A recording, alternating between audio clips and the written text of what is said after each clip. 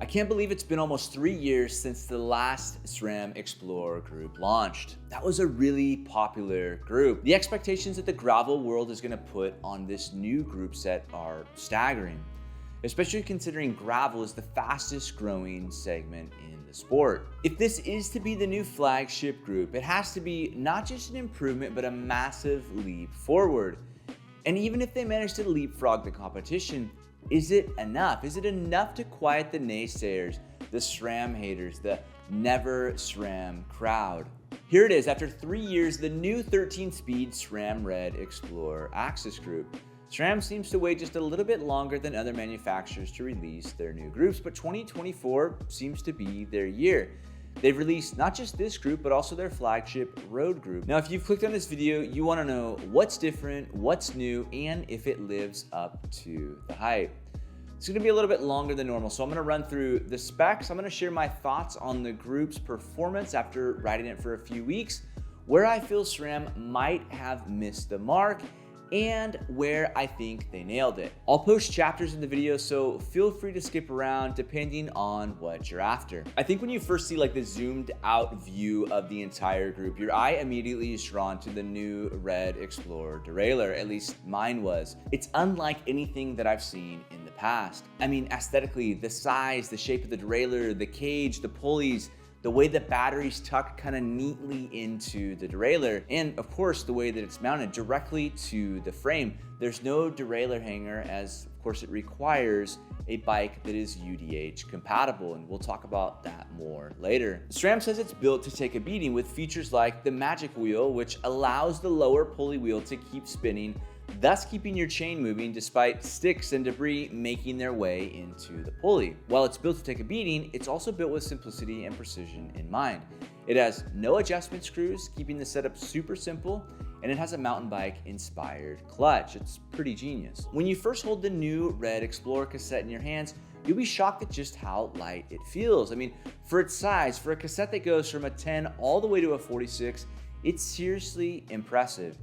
And I guess it's something like 85 grams lighter than the outgoing XPLR cassette. With the new cassette, you have the addition of the 12-tooth cog, and the 44 has been eliminated in exchange for a 46-tooth, giving you greater range across the board. The new Red XPLR non-aero chainrings are available in 38 to 46 tooth, and crank arms are available in 160 millimeters to 175 millimeter lengths. The chainrings use that narrow, wide X-Sync technology, which controls the chain really well. And it's worth noting that this generation of Red crank arms is 29 grams lighter than the previous generation. I think one of the big new features is that the chain rings are now replaceable on crank sets paired with a power meter.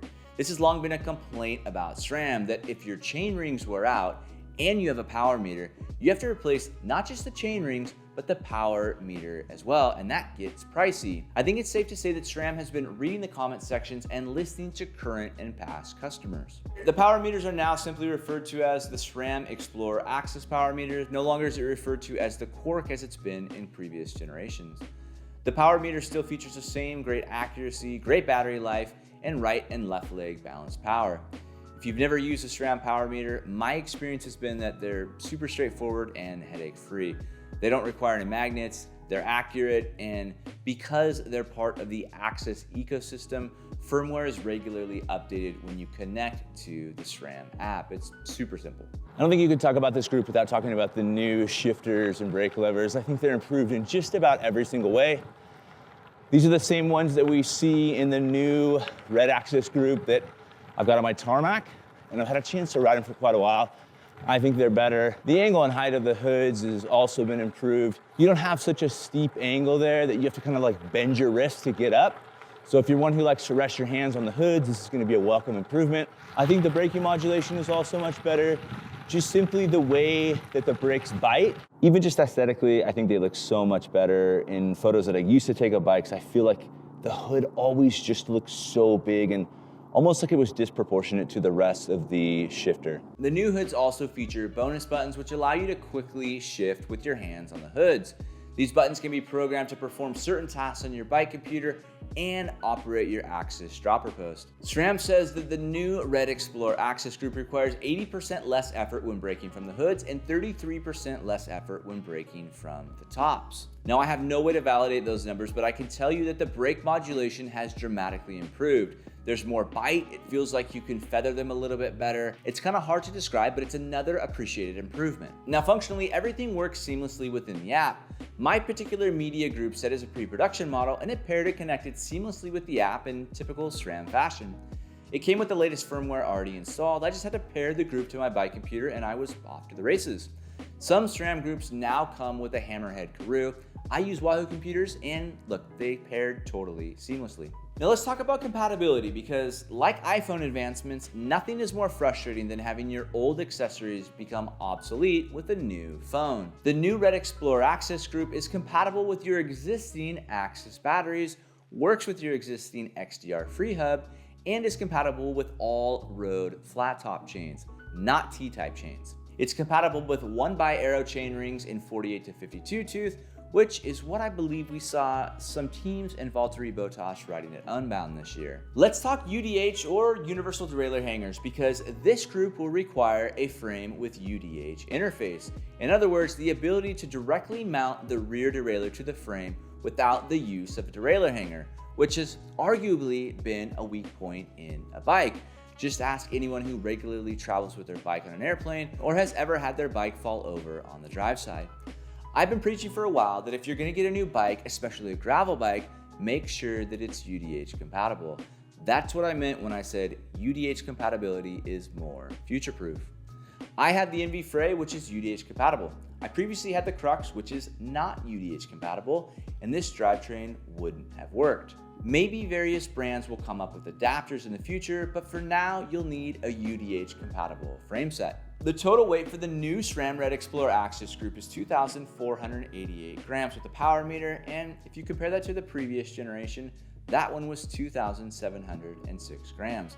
That's 218 grams saved with an addition of an extra gear and a larger rear cassette with the 46 tooth. It's really impressive. So what's it like to ride? Again, is it enough? Well, I first have to give the disclosure that I've been very critical of SRAM over the years. Over the last few years, I found myself scratching my head about SRAM's shifting performance with both their front and rear derailleurs, and I know I wasn't the only one. The precision and the speed, I don't know, it just always felt like there was something missing. Fast forward to today with the 13-speed Red XPLR AXS group, and I'm actually quite blown away on a handful of different levels. I'm not sure if it's the additional cog in this cassette that's kind of shifted everything a little bit closer, or the rear derailleur, or maybe faster communication between the shifter and the derailleur, but the shifting is on par, if not better than the best road groups. I found the shifting to be super quick, crisp, and incredibly accurate, never missing a shift, never getting stuck, then going like up or down 2 gears and making me having to go back up or down the other way. The derailleur nails it every single time, even under harsh conditions. Out of the saddle, high watts, the shifting performance remains flawless. That rear derailleur is undaunted. It feels like it's begging for you to go harder and throw more at it. I took the fray with the new Red XPLR AXS group to Mammoth a couple weeks ago, and I went for a spin between rainstorms. The trails were soaking wet, the pumice stone was flying all over the place, I was riding through deep puddles, splashing sandy water all over the drivetrain, and look, it didn't skip a beat. It was totally unaffected, just kept going right along, shifting perfectly as I climbed sandy single track up to 8,500 feet. And this time, I found myself scratching my head, but for a different reason. Asking myself if SRAM had just created their best group set yet, the new benchmark for the industry. And then you jump onto the road, which, if you're like me, a lot of your gravel rides consist of riding paved roads to and from gravel. My frustration with riding groups like this on road is that I often found myself shifting too often, always looking for that right gear. Not any longer. There's plenty on the top end to give you exactly what you need on road. In fact, paired with the right size chainring, this would be a really fun 1x setup. I mean, imagine having a 48 tooth Arrow chainring paired with a 1046 cassette. Is the writing on the wall? Is this another nail in the coffin for the front derailleur? Sometimes it seems like it is. I had previously mentioned the new hoods and the brake modulation. I think they're excellent and a major improvement over previous generations. I'm still searching for a true miss on this group set. Some will say that the pricing is too high because, well, that's always the low-hanging fruit in any review, but it's a top-tier gravel group. I don't know what anybody else expects. Some might say that aesthetically the rear derailleur isn't the prettiest thing. I don't really have an issue with it. Look, I'll probably come up with some quirks and things that I don't like over the next few months, and I'll include them in my 500 or 1,000 mile review of this group. But for now, I think it's fantastic. I think SRAM nailed it on this group set. There's always going to be a lot of attention when you jump up a speed, whether it's 10 to 11, 11 to 12, or in this case, 12 to 13. It's kind of like you've leveled up and the expectation is super high. Yes, there are other 13 speed groups out there, but SRAM has leapfrogged the competition with this group, and I think it's gonna be a while before anybody catches up. Even then, what has made SRAM great over the years, the fully wireless groups, the more workhorse feel to their components, they've really leaned into that, and they're way ahead of the competition, making it clear that this is the new benchmark for gravel. It's simple, it's not dainty, it's not delicate, it's ready to work, and now it's ready to perform. And I think that was the missing piece.